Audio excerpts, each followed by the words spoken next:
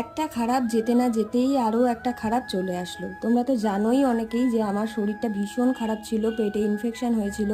সেটা একটু রিকভার করতে না করতেই আরও একটা ঝঞ্ঝাট চলে এলো। আমার ছোটোর থেকেই রোগ আছে একটু, যে ডাস্ট অ্যালার্জি, ভীষণ পরিমাণে ডাস্ট অ্যালার্জি, কোল্ড অ্যালার্জি আছে। তো সেটাই আবার আক্রমণ করেছে বলতে পারো। তাই বিকাল হতে না হতেই বেরিয়ে পড়লাম কল্যাণীতে আমার এই ডাস্ট অ্যালার্জির ডাক্তার দেখাতে। কি থেকে কি হয় সত্যি বুঝতে পারি না। এত পরিষ্কার পরিচ্ছন্ন রাখার পরেও যে আমার এত ডাস্ট অ্যালার্জি হয়, আমি সত্যিই অবাক হয়ে যাই। আর রাস্তায় যেতে যেতে দেখো একটা দুর্গা পুজোর একটা প্যান্ডেল চোখে পড়লো, যেটা কাছড়াপাড়ায়। তো সেটাই তোমাদেরকে দেখালাম। আর এদিকে আমি চলে এসেছি কল্যাণীতে ডাক্তার দেখাতে। ভীষণ ভিড় আর লাইনও পড়েছিল।